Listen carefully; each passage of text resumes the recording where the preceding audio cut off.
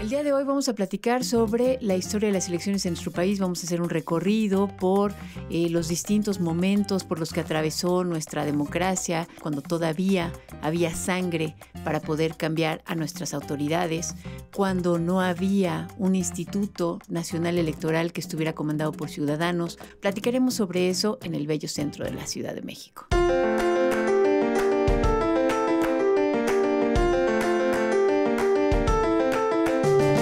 Tenemos el honor de charlar sobre este tema con el periodista, escritor, historiador Héctor de Mauleón, quien ha hecho ya un recorrido histórico a través de su obra. No solamente eso, nos ha contado anécdotas en sus extraordinarios libros y el día de hoy va a charlar con nosotros sobre el fraude y las elecciones en nuestro país. Babel, Héctor de Mauleón, estamos ni más ni menos que en el centro histórico de la Ciudad de México, aquí en el Palacio Municipal, que es pues uno de los lugares emblemáticos del Zócalo, que nos cuenta la historia del establecimiento primero de los aztecas y luego de las autoridades virreinales o coloniales. Aquí empezó la historia de las elecciones en México, Héctor. Desde 1523-24, la máxima autoridad en la ciudad ha estado despachando en estos lugares. La primera vez que se hace una votación entre la población novohispana para que pueda elegir a sus gobernantes ocurre en 1812 a raíz de la promulgación de la Constitución de Cádiz, que es la que le da nombre a la Plaza de la Constitución. Cuando venimos al Zócalo pensamos en nuestra Constitución, pero no, hace referencia precisamente a la famosa Pepa. Exactamente, a la famosa Pepa.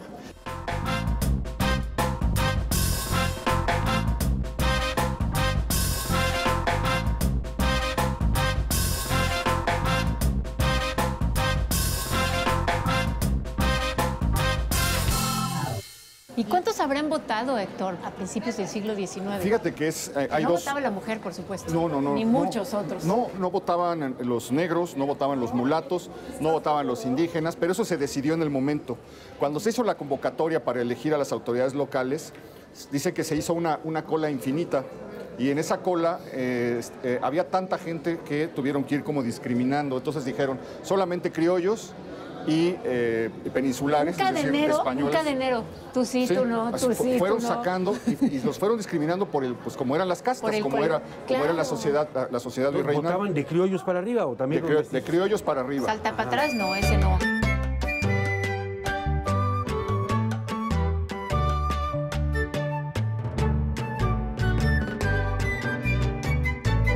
En 1828, durante la contienda presidencial, se recogieron en el centro de la ciudad 8 votos. 8 votos. 8 votos. Todos para el mismo personaje. Pues ya estaba desde ahí marcado que todo se organizaba desde arriba, todo se organizaba desde el poder, que cuando llegó el momento, digamos, democrático, entre comillas, en la historia de México, pues esos caciques movían a la gente que tenían bajo su control en el sentido en el que a ellos les convenía o en el que alguien más se los indicaba. Y hoy tenemos 85 millones de votantes. O sea, de 8 votos, en 2 siglos pasamos a 85 pues millones imagínate, el avance de es brutal. votantes. Sí.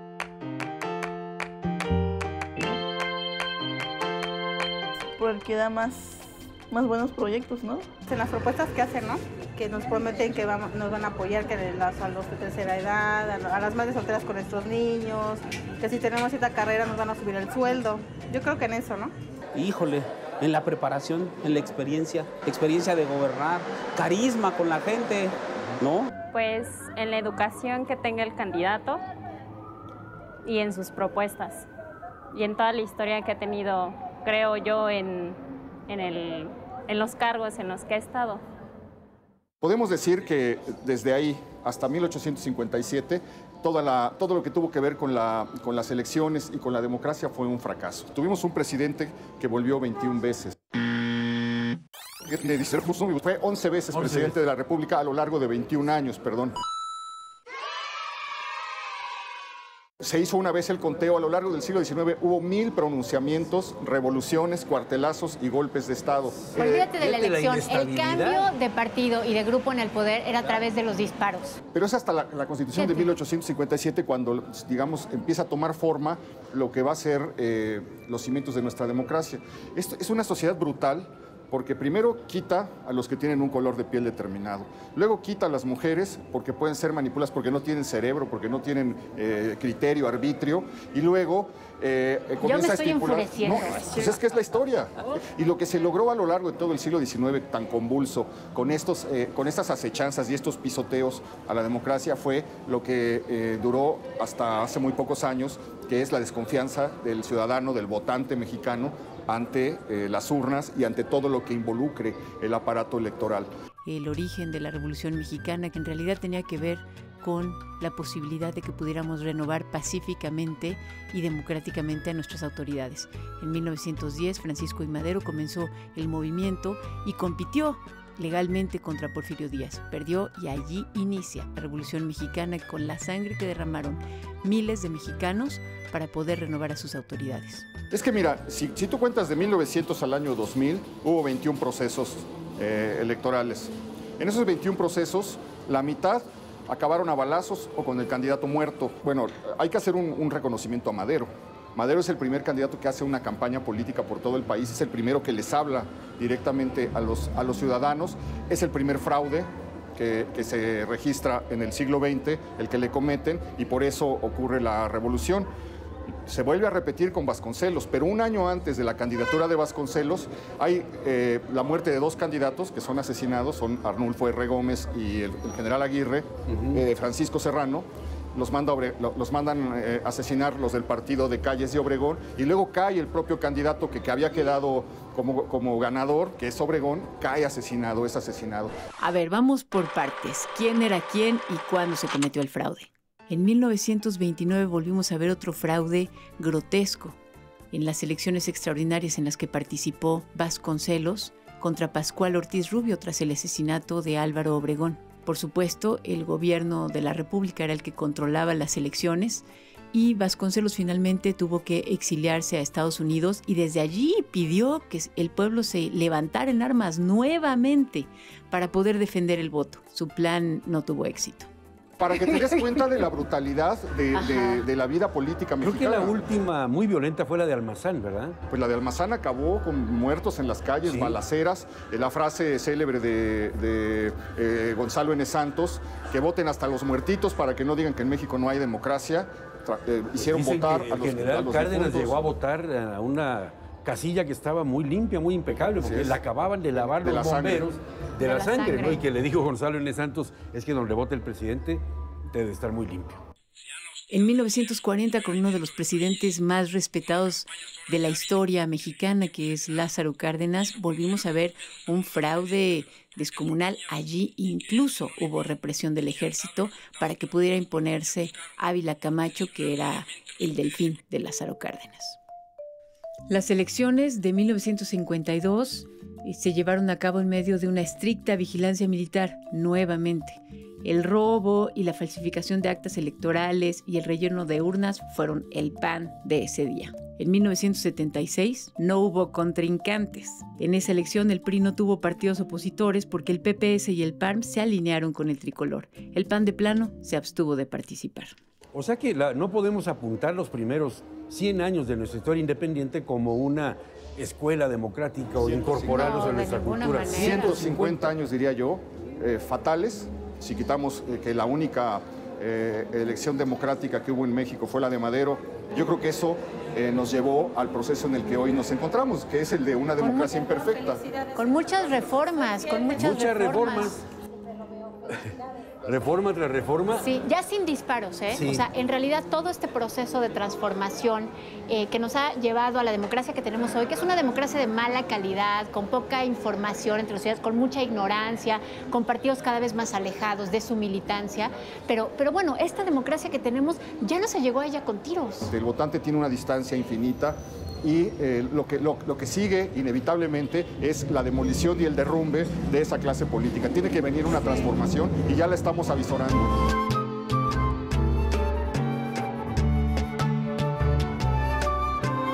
Sí, en ese aspecto sí. Pero, o sea, que es como te digo, si llega a cumplir todas las normas y todo ese tipo de cosas, sí. Si sus resultados y su gestión ha sido buena y incorruptible, por decir, pues sí votaría por él. El preparado no significa que vaya a hacer bien las cosas. Pues si tiene una buena trayectoria, no entiendo por qué le caería mal a la gente, ¿no? Definitivamente no votaría por alguien como Trump. Por gente como él no votaría. Son muchos factores.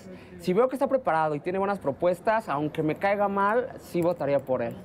La imagen cuenta mucho, pero sí lo haría. Si a eso le sumas que 70 años del siglo XX hubo un solo partido en el que nada más cambiaban las caras, pues la decepción, la desconfianza ante la democracia en un país que solamente tiene 2 siglos de vida independiente, pues tiene que ser necesariamente brutal. Por eso yo creo que hoy estamos en el nacimiento de un paso más en la historia de la democracia mexicana. Yo creo que todo esto que hemos venido hablando se ha erosionado tremendamente y solamente falta un golpecito para que se caiga, un soplido para que se caiga, y ese soplido se va a dar en las urnas, se va a dar con la participación de la ciudadanía. Se le logró quitar al Estado la capacidad de arbitrar las elecciones para separar, para que se pudiera hacer, digamos, de una manera distinta. Y hoy, la democracia es la que va a terminar con un ciclo histórico largo, por decirlo. No tenemos la confianza, como tú decías, todavía no tenemos la credibilidad. Pero de la confianza vamos a hablar allá. A mí ya me dio sed. Yo los invito a tomar algo, vámonos. Bueno, ya vas.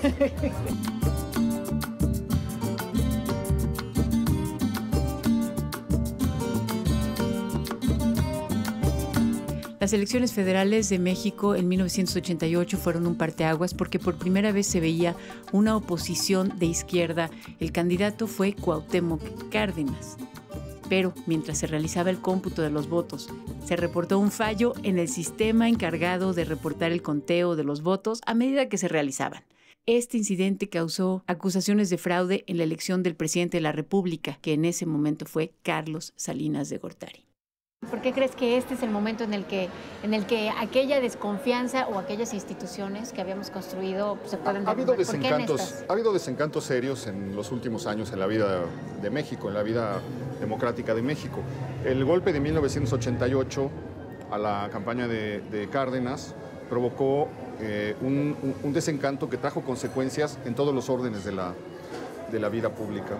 Cambió el periodismo, cambió la mentalidad de la gente, que se volvió más participativa, permitió la apertura de un frente, la formación de un frente político que era impensable antes de ese momento. A partir de 2006 yo creo que ocurrió algo muy serio, que estamos en riesgo de repetir hoy. El día de la jornada electoral, que fue el 2 de julio de 2006, Felipe Calderón Hinojosa ganó con un 35.89% frente a un 35.29% de Andrés Manuel López Obrador. La diferencia era tan pequeña que el Instituto Federal Electoral no supo responder ante las exigencias de declarar un ganador y se sembró la semilla de la duda en la sociedad mexicana. Y lo que vino después provocó, desde ese momento, que se sembrara la desconfianza en el árbitro y en las autoridades electorales. Se anuncia ya desde hoy por parte de un candidato, que es el mismo candidato de las últimas 2 elecciones, que la posibilidad de un fraude. Pero yo no sé qué tan democrático sea decir, voy a descalificar al árbitro desde ahorita porque voy preparando el terreno a lo que sigue si las cosas no salen como las espero. Siempre ha estado la sombra de la incertidumbre y de la incredulidad. Lo de la incertidumbre no me asustaría tanto porque la democracia es incierta, ¿no? Nunca sabemos quién va a ganar. La certidumbre la tienen los gobiernos autoritarios, de que sabemos qué va a ocurrir. Pero esa sombrita de duda persiste. Y a pesar de que ahora tenemos una credencial para votar con fotografía, que tenemos un padrón confiable, que tenemos 22 candados en cada credencial, que tenemos todo esto, la gente todavía, por una inercia cultural, piensa que puede haber la posibilidad de un fraude, ¿no? Eso no lo hemos podido desterrar.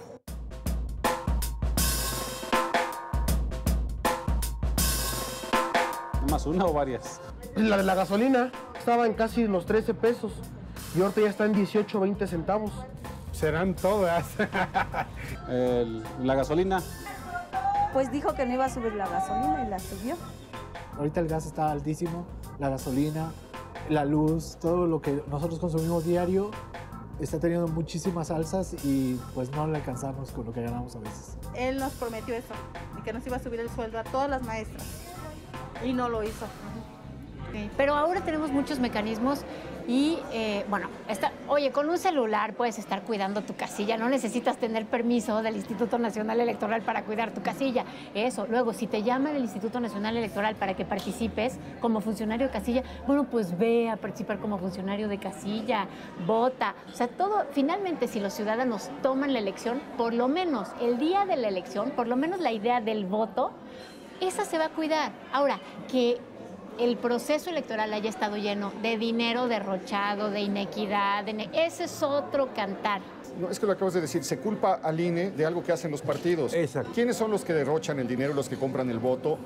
Son los partidos, y lo hacen todos los partidos. Todos. Les ha dado resultado porque desvían todo. ¿Y a dónde va el dinero, Héctor? Pues a las campañas.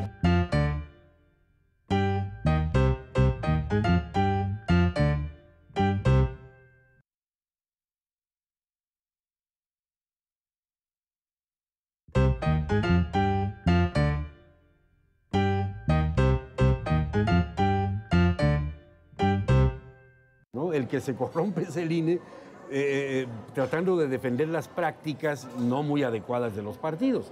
Porque hay que partir de que son ellos los que hacen las leyes. Pero ¿no? tú eres muy prudente, Gabriel. Dices las prácticas no muy adecuadas. No, sucias, perversas, cochinas, espantosas. Pero si tú sumas la calidad de nuestros partidos, la calidad de nuestros políticos, y a eso la gran desigualdad que hay en el país, pues como dice Ibabel, lo que tienes es una democracia muy precaria, porque está visto que donde hay desigualdad no puede haber democracia. Simplemente el hecho de que haya una desigualdad tan brutal pone a gente en condiciones de vulnerabilidad frente al soborno, frente a la manipulación política, frente al acarreo. O sea, no puede haber democracia en sociedades en las que haya tal desigualdad. No, sí puede haber, va a ser precaria, porque la alternativa a esa democracia agujerada y de mala calidad, pues es una dictadura. No es importante. Si trabaja bien, es el que debe de estar. Lo que nos debería interesar realmente son las propuestas, más allá de si el candidato es simpático, tiene canciones pegajosas, habla en un acento tabasqueño o habla como muy bien formadito, ¿no? Creo que me fijaría más en las propuestas y en su historia que en si me cae bien o no. No es necesariamente que nos caiga bien, sino lo que él proponga. Sí, es muy importante. Pues esa pregunta sí que está muy difícil, ¿no? Porque pues para saber quién, ya traen todos buena escuela, de hacer todo, pero menos apoyar a la ciudadanía. Por ejemplo, ¿quién le dice a los partidos políticos que si entras en la contienda, 1, vas a aceptar los resultados, 2, vas a aceptar si pierdes de inmediato tu derrota, vas a festejar con el otro para irle dando credibilidad? Pero si la participación es abrumadora, la capacidad que tienen los partidos para hacer fraude puede verse rebasada. Mientras siga privando la cultura de la simulación, va a ser difícil, ¿no? Hoy tenemos unas precampañas que son campañas. Claro, estamos que son una farsa. Bombardeados de spots que no son para nosotros, sino solo para los militantes, pero los escuchamos todo. Entonces se ve difícil cortar este círculo por lo sano. ¿Cómo le harías, Ibabel? Yo insisto, o sea, lo que tenemos que hacer es fomentar la identidad de los ciudadanos con la idea de la democracia, por muy agujerada y de mala calidad que sea, porque la alternativa es peor a esta democracia de baja calidad. Y nuestra historia fue peor, como lo acabamos de ver.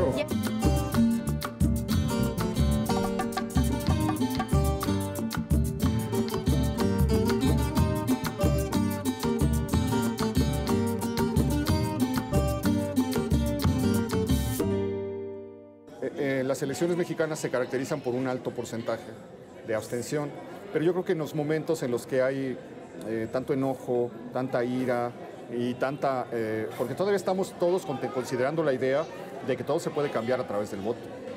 Que esa es una buena idea. Eso es una genial idea. Eso es una genial idea. Entonces, yo creo que eso puede hacer que los niveles de participación sean más altos, ojalá sean históricos, y haya un claro ganador. Y que haya un claro ganador. No, vino la democracia y tumbó al sistema. Y de ahí se abría una perspectiva tremenda pero que no la vimos mejorarse con el 2006 ni con el 2012. Entonces, tienes mucha razón, Héctor, que 2018 va a ser una prueba de fuego. Okay. ¿Eres optimista, Ibabel? En ese sentido... Siempre se puede estar peor. Siempre se puede estar peor y siempre se puede construir algo mejor.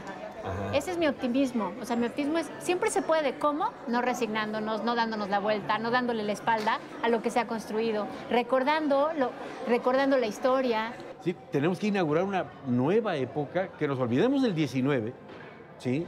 En su historia política de confrontación y de balazos, que nos olvidemos de las simulaciones del 20 y que nos comprometamos a verdaderamente lo que nos queda del 21, apuntar al sistema democrático. Y que los partidos recuperen su esencia, que vuelvan a recordar para qué fueron fundados y que los políticos muestren una congruencia y una convicción, no estar saltando de un partido a otro según viene la mano. Los mismos que nos trajeron a este agujero son los que nos van a sacar o que prometen sacarnos solo porque se cambiaron de partido. Claro. Pues, ¿quién les cree? De que voy a votar, ¿eh? Ah, ya me habías asustado, pero todavía no sabes cómo está la cosa. Aparte el voto es secreto. Sí, pero luego a mí me lo vas a decir. Pues qué complicado y qué complejo está esto de la democracia. Y más cuando viste cómo nos la puso en perspectiva nuestro querido Héctor de Mauleón. La democracia no es exitosa cuando gana el que queremos. No, la prueba es cuando aceptas que gane el que tú no querías. Esa es la prueba de oro. Sí, hay algunos que yo no quiero que ganen. Bueno, sí, es pero eso mira, así. Yo nunca voy a tirar la democracia a la basura si no gana el que yo quiero. Pues sí. La que yo quiero. ¿Cómo dicen que decía el que decía? La democracia es el peor de los sistemas políticos, con excepción de todos los demás. Sí, exacto, la alternativa es la gran lección dictadura. que nos da la historia, cuidemos nuestra democracia, Ibabel. Sí.